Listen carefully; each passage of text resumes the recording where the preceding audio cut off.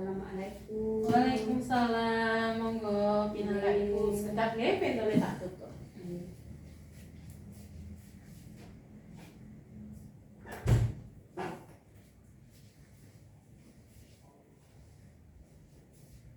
Selamat siang Ibu, perkenalkan nama saya Budandayu. Kebetulan siang ini saya yang bertugas di Poli ini.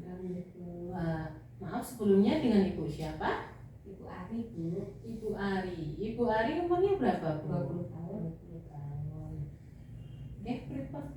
Alamatnya pun Ibu? Alamat Windoaji. Oh, Windoaji. Gimana deh bisa saya bantu? Ini kok seminggu ini saya kok nggak biasanya itu keputihan terus kayak berwarna gitu sih, Bu. Nggak gatel sih, cuma kok banyak jadi takut soalnya nggak pernah kayak gitu, Bu. Berbau boten? Boten, cuma warnanya ada warnanya agak-agak putih gitu sih, Bu. Putih kental. Kental nih. Oke. Ibu sudah haid? Saya kan ikutnya kan KB Imran. Jadinya ini hati nggak teratur. Ya.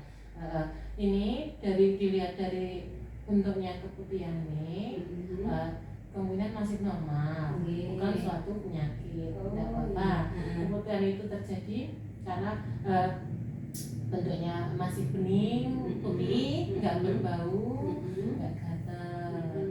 Itu termasuk keputihan yang masih normal. Nah, keputihan yang nggak normal itu apa? Keputihan yang nggak normal itu kalau ditemui itu keputihannya berwarna kuning ataupun hijau. Terus warnanya itu kan kuning atau hijau. Terus bisa juga bentuknya seperti berbusa, berbusa, bisa terus gatel, gitu. Terus berbau menyengat. Itu kemungkinan ada penyakitnya. Bahaya ya, Bu? Iya, itu yang berbahaya. Kalau ini kan Ibu nggak berbahaya, tapi alangkah baiknya ini akan saya kasih tahu ya, Bu. Kita harus waspada lah, waspada apa yang namanya penyakit PMS atau penyakit menular seksual. Penyakit menular seksual itu penyakit yang disebabkan melalui hubungan seksual. Itu ya. Ya itu tadi bisa karena ciri-cirinya dari keputihan itu seperti itu dulu gitu. Terus nyeri pada perut bagian bawah ada, ya. Dan penyakit menular seksual itu nanti ada macam-macam, ya, ada macam-macam. Termasuk yang beresiko penyakit seksual diantaranya dari usia 20 sampai 34 tahun. Terus bisa juga dari berkali-kali pasangan. Yang saya, Ibu pekerjaannya apa? Ibu rumah tangga. Ibu rumah tangga. Kali bapaknya apa yang bertanggung? Bapaknya petani biasa. Petani. Ya, bapaknya di rumah gitu. Juga dari PMS itu dari satu berganti-ganti pasangan, dua seksual melalui mulut, ya, ada kan? Ataupun melalui dubur. Itu juga beresiko terkena penyakit seksual. Dan satu lagi juga bisa melalui jarum suntik. Jarum suntik yang dipakai bersama-sama itu juga membantu penularan penyakit menular seksual. Nah, penyakit menular seksual itu jenisnya macam-macam, Ibu. Ini kebetulan ada gambarnya ya. Ini yang namanya raja singa ini, Bu. Raja singa atau sifilis ini ya. Ini penyebabnya itu bakteri. Bentuknya seperti ini kan kados koreng ini sih, nggih. Nanti kados sariawan kan sih. Ini luka seperti ini di kemaluan, nggih. Ini biasanya bertahan 1 sampai 2,5 bulan. Jadi orang mari-mari kados niki terus, nggih. Terus dan ini mudah untuk ditularkan. Nggih. Yang berikutnya niku ini ada Chlamydia. Chlamydia itu disebabkan oleh jamur. Jadi kayak sariawan niku. Ini bisa ada pada alat kelamin ataupun bisa ada pada mulut. Nek mulut biasanya tertular karena itu melalui seks oral. Seks oral berarti alat kelamin dengan mulut, bukan alat kelamin dengan kelamin gitu. Yang selanjutnya ini ada yang namanya gonore. Gonore itu biasanya kalau orang awam menyebutnya dengan kencing bernanah. Kencing bernanah ini juga disebabkan oleh bakteri. Gitu. nggih. Nah, cirine niku biasane nggih keluar seperti nanah seperti ini, terus ada rasa nyeri. Rasa nyeri di alat kelamin ataupun pada vagina. Nah, ini berikutnya adalah herpes nggih. Herpes itu kalau yang herpes ini penyebabnya adalah virus. Nggih, penyebabnya adalah virus.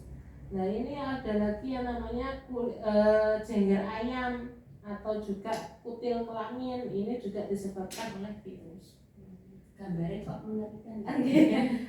Macam-macam lah, ada lagi yang gambarnya nggak mengerikan tapi ini malahan yang mengerikan Bu. Ini yang ada namanya HIV/AIDS.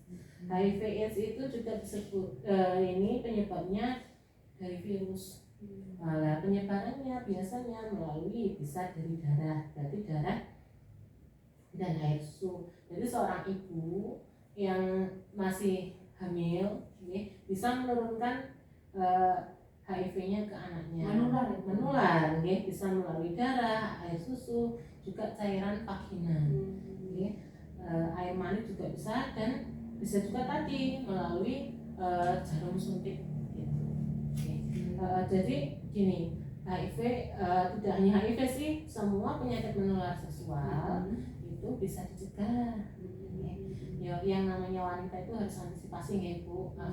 Bisa dicegah, misalnya satu, menjaga kebersihan alat kelamin, sesering mungkin mengganti celana dalam, jangan sampai lembab.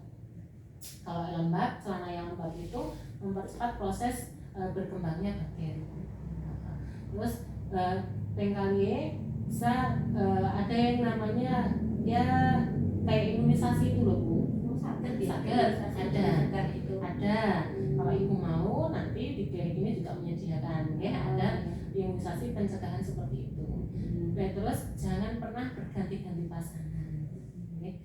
Satu setia, yang seperti itu nih Bu. Nah, terus juga kalau seks yang aman. Seks yang aman gimana sih? Seks yang aman itu hanya dengan satu pasangan, jangan berganti-ganti. Seks yang tidak aman apa? Misalkan laki-laki dengan laki-laki, perempuan dengan perempuan, ataupun bisa laki-laki dengan perempuan tapi salah satunya sudah terkena penyakit kelamin. Seperti itu. Ada yang ditanyakan? Berarti kok nggih napa sing penyakit keputihan itu bagaimana apa nggih sing kula sing